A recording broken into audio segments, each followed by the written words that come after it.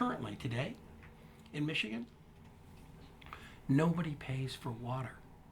Not one person pays for water in the state of Michigan. What do they pay for? Permitting, transportation, cleaning. But the water itself, zero value. So how are we supposed to appreciate something that has no cost to it?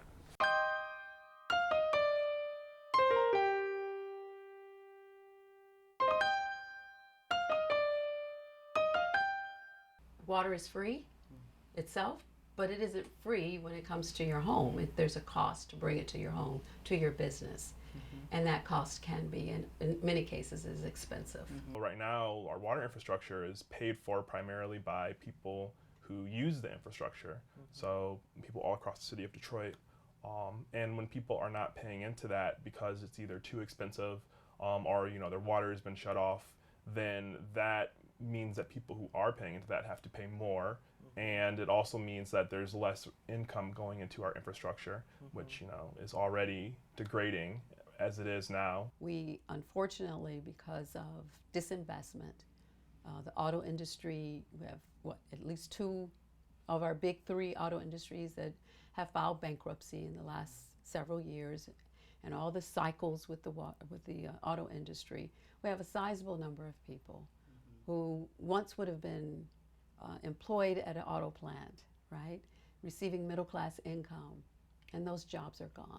Our infrastructure is old and it's aging and it's crumbling and failing a lot of us. I mean, that's one of the reasons why there are such problems with flooding. We're getting more intense rain, which means more volume in that system. As large as that wastewater treatment plant is, and it's 7 retention basins, probably 7+, it still overwhelms the system. 40% of the water that is sent to Flint. Why does Flint have such expensive water? They send it from Detroit. It's 350 feet higher in elevation. So now we're sending all the water uphill for 350 feet over whatever, 100 miles or whatever the mileage is.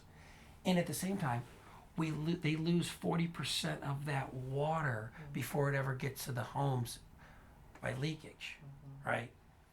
So looking at stuff like leakage, like infrastructure, on how repairing that, right, to make those things more efficient, that's how we innovate and that's how we solve the problem.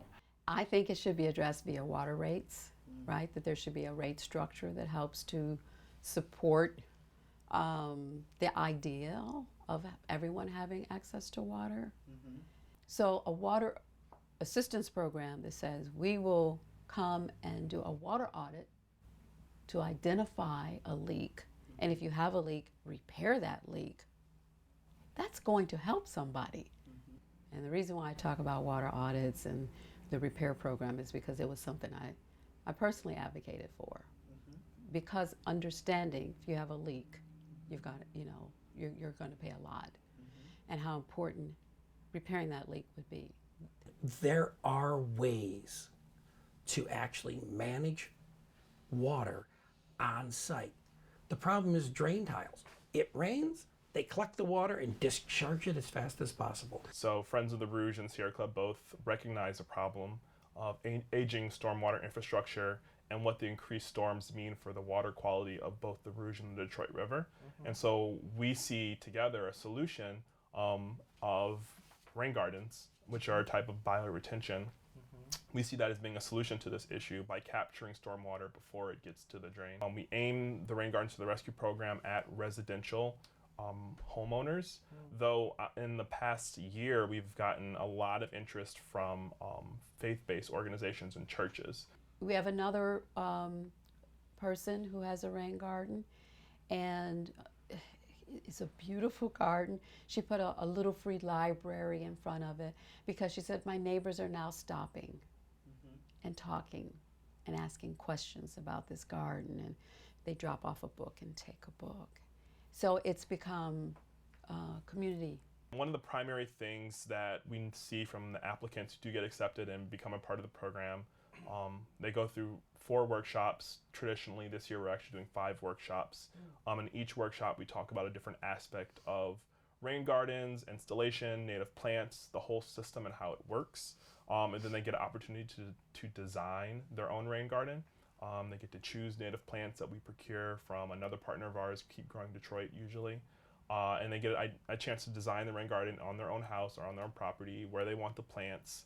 And then we eventually do a planting day a couple months after that once the weather is not as hot. So the EPA and others said, well, we need to manage stormwater because on a dry day, the system works beautifully. If it's a light rainfall, no problem. But it's these heavy rains, so how do we manage the stormwater?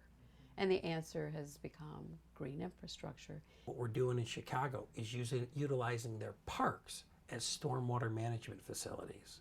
We come in to a 6-acre park, we install our Perjana EGRP system, which enables the ground to absorb water. By keeping the stormwater out, having it infiltrate into the ground, it helps to feed groundwater, which is good. We want groundwater.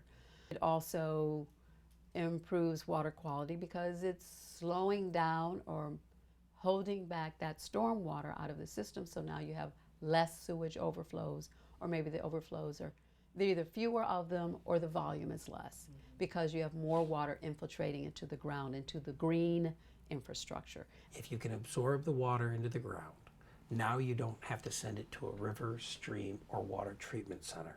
Green infrastructure is a solution that's less expensive and has other benefits. Because green infrastructure includes things like trees and native plants, you now have this beautification quality. Trees, of course, bring oxygen, so they're absorbing carbon dioxide and greenhouse gases, so you have the potential then for improved air quality. There's not today an economically viable model for green infrastructure. There is not a project here in Detroit that has less than a 25-year payback, right? People don't care about 25 years, that's too far off, right? You gotta have 3 to 5 year payback, right?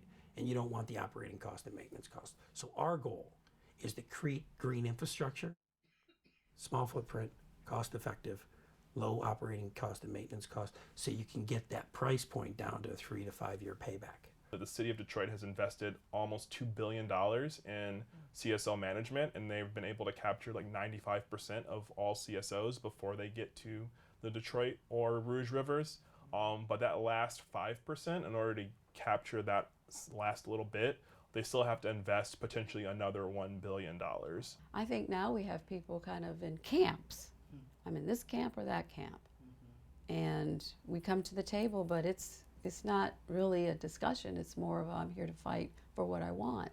So we've got to break down those barriers, break down all that stuff that we've built as humanity and say, how do we make this a priority? Because if we don't take care of our hydrological cycle, the Great Lakes region and beyond, nothing else matters. If you don't have water for a day, you're like highly disturbed by it, right? But imagine not having water for a week or a month. So it certainly is something that should be addressed.